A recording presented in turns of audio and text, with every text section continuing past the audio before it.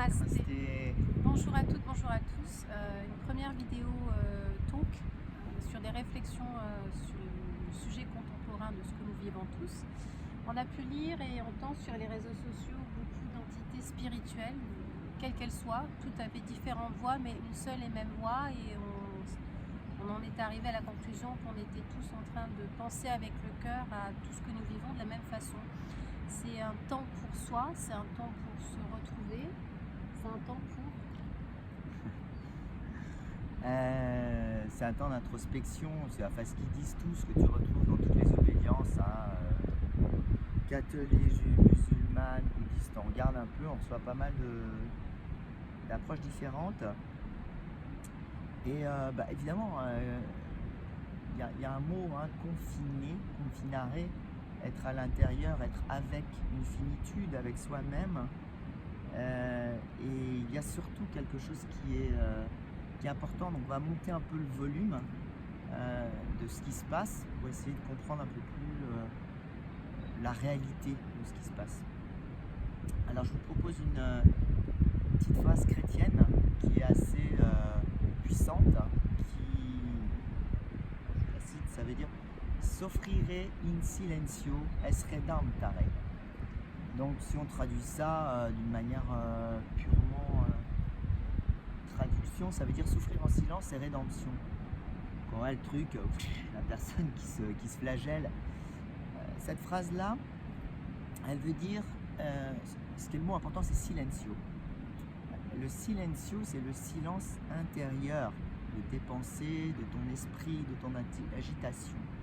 Donc il ne faut pas prendre le mot souffrir, même s'il est là, nous qui ne sommes pas dans des conditions idéales, loin de là.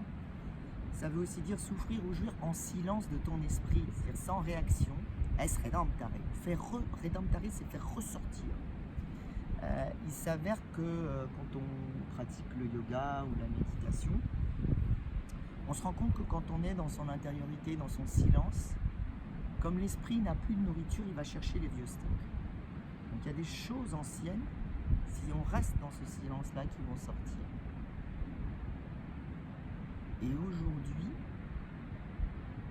la vie, le remède, la solution, c'est bien de rester dans son intérieur, de moins consommer, de moins s'agiter, et probablement de retrouver plus de silence, tu vois, moins d'agitation. Moins d'interface avec les mayas, ce qu'on appelle les illusions. Il est vrai que ces dernières années, voire depuis plus de 100 ans, et on l'a souligné au studio, on était dans des actes de consommation frénétique tout le temps. Acheter, consommer, même le yoga a dérivé par rapport à ça, c'est-à-dire acheter telle marque, tel pantalon, tel t-shirt. Beaucoup de studios où vous rentrez, et en fin de compte, on avait plus à vous vendre qu'à vous offrir.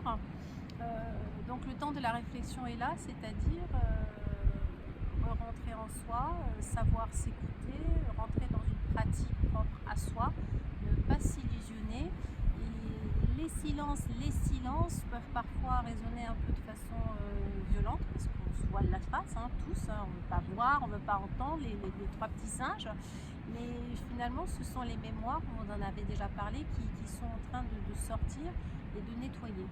Il y a un dernier truc, qui est vachement important, c'est que souvent on s'imagine, tu vois, comme si, on dit mais merde, j'ai 40 milliards de trucs à faire, quoi. La to-do list. La to-do list, on se rend compte que quelque part, on se dit, il y a tellement de choses à faire que ça est débordé par ça. Et plus dur que ça, c'est à être dans son silence. C'est beaucoup plus dur que d'être dans ce je vais tout ça à faire. La liste non comme ça, finalement, elle est rassurante. Là, on sait qu'on va démarrer à 8h, parce que chez Amélie, toc, toc, toc, toc, toc, toc. C'est toujours le mental qui vous occupe. En fin de compte, c'est ce qu'on vous dit, lâcher le mental, lâcher prise. On le voit dans la pratique, les élèves qui ont besoin de s'agiter. C'est pour ça que le vinyasa a pris de plus en plus d'ampleur dans la pratique du yoga, parce que les gens s'agitaient, avaient besoin de s'agiter, parce qu'ils avaient peur d'entendre le silence. Mais rentrer dans une posture et y rester, c'est une pratique méditative aussi. Donc silencio, quoi. C'est vachement dur, Vous allez voir, si vraiment vous jouez le jeu, à essayer de vous asseoir, fermer les yeux, on va vous envoyer dans peu de temps un petit peu la méditation en pleine conscience du corps de sensation. on a essayé d'épurer, mettre les cours en 10 minutes, qui peut se faire le matin, le soir, etc. Mais vous allez voir, c'est vachement dur.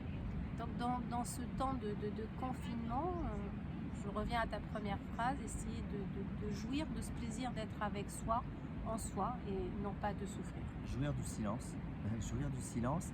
Et vous avez rien qu'après, par contre, il y a un effet assez bluffant, c'est qu'il y a vraiment déjà un apaisement, ça c'est évident. Au début, c'est un peu, tu vois, un peu comme ça.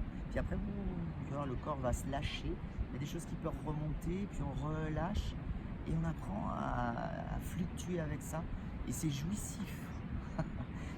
Rester dans le silence, si on apprend ça, je vous l'assure, ça vous donnera des fruits comme vous n'avez probablement jamais goûté. Et j'ai expérimenté ça sur de longues périodes.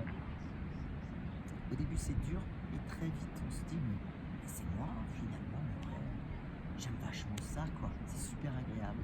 Voilà. Voilà. Merci. Namasté. Namasté.